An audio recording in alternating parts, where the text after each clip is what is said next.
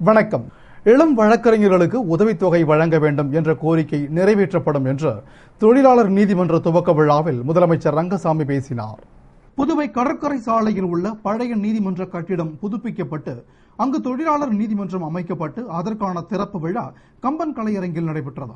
புதுவை தலைமை நீதிபதி முருகன் வரவேற்று பேசிய விழாவில் ஆளுநர் இக்பால் சிங் சிறப்புரையாற்றிட சென்னை உயர்நீதிமன்ற தலைமை நீதிபதி புதிய நீதிமன்றத்தை திறந்து வைத்தார். விழாவில் சிறப்பு விருந்தினராக பங்கேற்ற முதலமைச்சர் ரங்கசாமி பேசுகையில், புதுவை மாநிலத்தில் வளர்ச்சி என்பது எல்லா நிலையிலும் சிறப்பாக இருக்கிறது. குறிப்பாக தொழில்துறை வளர்ச்சி அடைந்துள்ளதாகவும் சிறிய மற்றும் பெரிய தொழிற்சாலைகள் புதுவையில் துவங்கப்பட்டுள்ளதால் தொழில் அதிபர்களுக்கும் தொழிலாளர்களுக்கும் பிரச்சனை ஏற்பட்டால் அதனை தீர்க்கும் வகையில் தொழிலாளர் நீதிமன்றம் அமைக்கப்பட்டுள்ளது என்ற அவர், மேலும் கடலூர் சாலையில் உள்ள ஒருங்கிணைந்த நீதிமன்றத்தில் இந்த நீதிமன்றத்தை அமைக்க வேண்டும் என வழக்கறிஞர்கள் கோரிக்கை விடுத்தனர். அதற்கு அரசு ஆவண செய்யும். அதேபோன்று இளம் வழக்கறிஞர்களுக்கு உதவித்தொகை வழங்க வேண்டும் என்ற கோரிக்கையும் நிறைவேற்றப்படும் என்று பேசினார். தொழிலாளர்களுடைய பிரச்சனையை கையில் எடுத்துக்கொண்டு தொழிலாளர்களுக்கு 8 மணி நேர வேலையை வாங்கி கொடுத்த பெருமை புதுச்சேரி சார்ந்த நம்முடைய மக்கள் தலைவர் சுப்பையா அவர்களுக்கு சார்ந்து ஆரம்பிக்கிறார். இது உலகம் அறிந்த ஒரு செய்தி. அதுக்காக போராடி ஒரு பெரிய போராட்டத்தின் பயனாக அந்த 8 மணி நேர வேலை கிடைத்தது. அப்படி தொழிலாளருடைய பிரச்சனையை கையில் எடுத்துக்கொண்டு அவர்களுக்கு விரைவான ஒரு தீர்வு கிடைக்க வேண்டும் என்பது புதுச்சேரி மாநில மக்களுக்கு எப்பொழுதுமே ஒரு ஆர்வம் உண்டு. அப்படிப்பட்ட ஒரு ஆர்வத்தின் விளைவாக நம்முடைய புதுச்சேரியில் ஒரு தொழிலாளர்களின் மன்றம் என்று தொடங்கப்பட இருக்கின்றது. இப்பொழுது அவருடைய பிரச்சனைகள் நம்முடைய ஒருங்கிணைந்த நீதிமன்ற வளாகத்தில் கூடுதல் நீதிபதிகள் அவர்களால் தீர்க்கப்பட்டு வருகின்றது. அங்கே இருக்கின்ற பல வழக்குகளுடைய சுமைகளின் மூலமாக காரணமாக தொழில்நுட்ப பிரச்சனைகள் எளிதாக தீர்க்கப்படுகின்றதா என்று சொன்னது இருக்க முடியாது. எத்தனையோ வழக்குகள் நிலுவையில் இருந்து கொண்டிருக்கின்றது. அப்படி பார்க்கும்பொழுது இந்த தொழிலாளர் நீதிமன்றம் தொழிலாளர்களுக்கு பெரிதும் உதவியாக இருக்கிறது என்கிற ஐயமும் இல்லை. மேலும் நம்முடைய நீதித்துறையை பொறுத்தவரை விரைவாக செயலாற்றி உங்களிலே இருக்கின்ற குறைகளை விரைவாக போக்குவதற்கு நடவடிக்கையை எடுத்து வருகின்றது. நீங்க சொன்னது மாதிரி இளம் வழக்கறிஞர்களுக்கு உதவித்தொகை வழங்க வேண்டும் என்ற கோரிக்கை பல ஆண்டுகளாக இருந்து கொண்டு வருகிறது. நான் கூட நம்முடைய நண்பர்கள் கேட்டிருந்தேன், எந்த முறையில் அவர்களுக்கு உதவித்தொகை வழங்க வேண்டும், அவருடைய கோரிக்கை எவ்வாறு நிறைவேற்றப்பட வேண்டும், அதற்குரிய வழிமுறைகளை எனக்கு எடுத்து சொல்லுங்கள், மற்ற மாநிலங்கள் என்ன செய்து கொண்டிருக்கிறார்கள் என்பதை எனக்கு எடுத்து சொல்லுங்கள் என்று சொல்லியிருக்கின்றேன். நீங்கள் கொடுத்தால் உடனடியாக அந்த கோரிக்கை நிறைவேற்றி கொடுக்கப்படும். விழாவில் சென்னை உயர்நீதிமன்ற நீதிபதிகள் எலிப் தர்மராஜ், நாகப்பன், சசிதரன், புதுவை தொழிலாளர் நல அமைச்சர் ராஜவேலு, தலைமை செயலர் சத்தியவதி, வழக்கறிஞர் சங்க தலைவர் குமரன், பொதுச் செயலாளர் கண்ணன், தமிழ்நாடு புதுவை பார் கவுன்சில் உறுப்பினர் ரங்கநாதன் உள்பட பலர் கலந்து கொண்டனர். நிறைவில் நீதிபதி வெங்கடகிருஷ்ணன் நன்றி கூறினார்.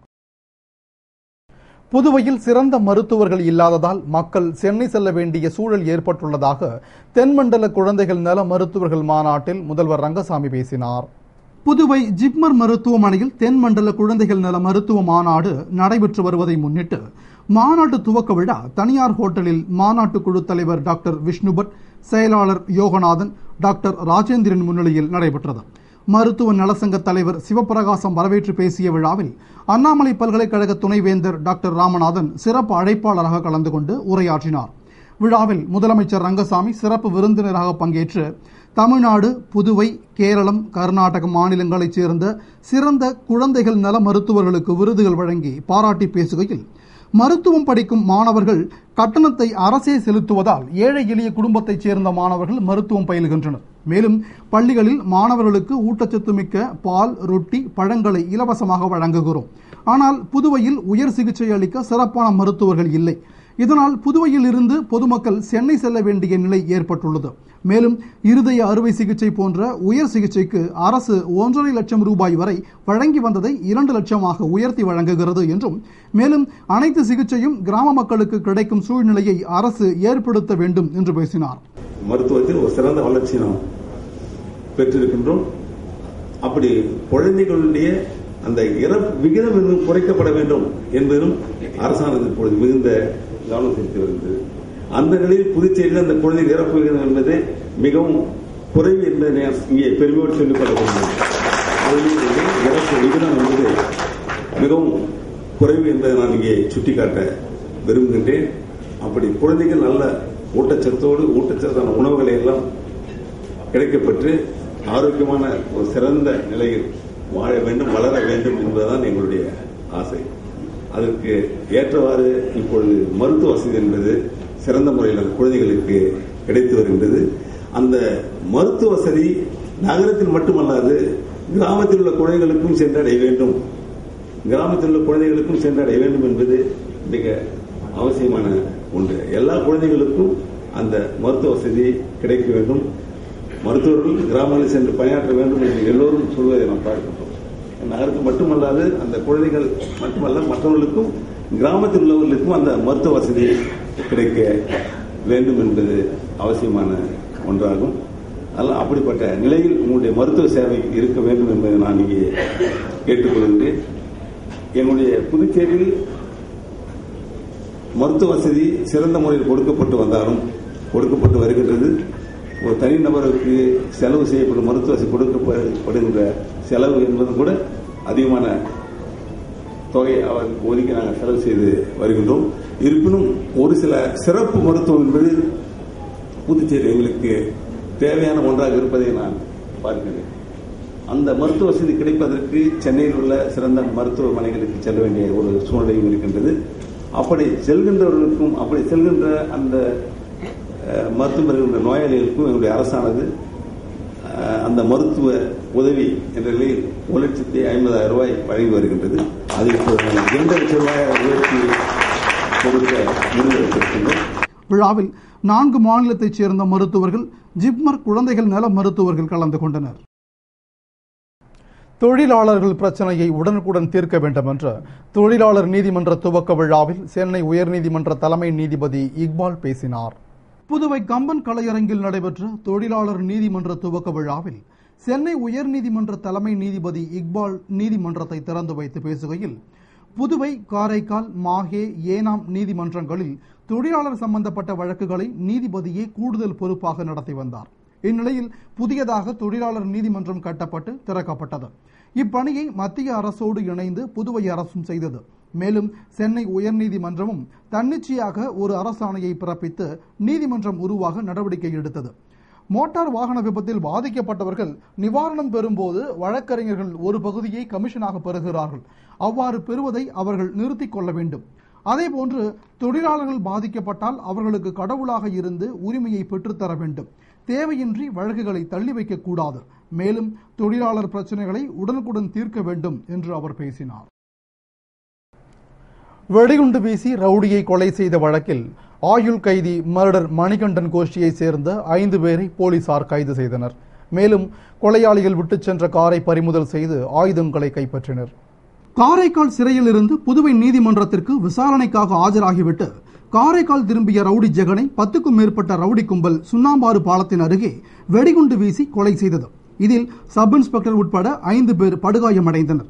இச்சம்பவத்தில் ரவுடியை கொலை செய்துவிட்டு காரில் தப்பி ஓடியவர்களை தனிப்படை போலீசார் வில்லியனூர் அருகே விரட்டிச் சென்றனர். அப்போது மின்னல் வேகத்தில் காரில் பறந்த அந்த மர்ம கும்பல் கண்டமங்கலம் அரசு பொது மருத்துவமனை எதிரே காரை நிறுத்திவிட்டு தப்பி ஓடினர். அவர்களை விரட்டிச் சென்ற போலீசார் சுற்றி வளைத்து 5 பேரை கைது செய்தனர்.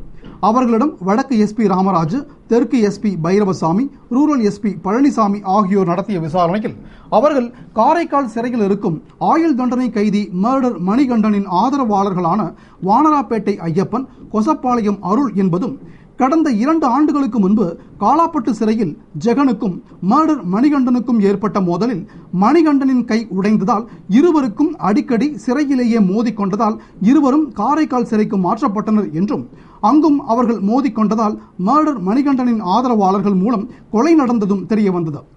என்ன காரணத்திற்காக கொலை நடந்தது என்பது போலீசாரின் தீவிர விசாரணைக்கு பிறகே தெரியவரும். இதனிடையே அவர்கள் நிறுத்திவிட்டு ஓடிய காரை பறிமுதல் செய்து அதன் முன்பக்க இருக்கையில் இருந்த வீச்சரிவால், கத்தி போன்ற பயங்கர ஆயுதங்களையும் பின்பக்க இருக்கையில் இருந்த வெடிகுண்டு பெட்டி, நீண்ட வாளையும் கைப்பற்றிய போலீசார் வாகனத்தில் இருக்கும் கைரேகைகளை பதிவு செய்து வருகின்றனர்.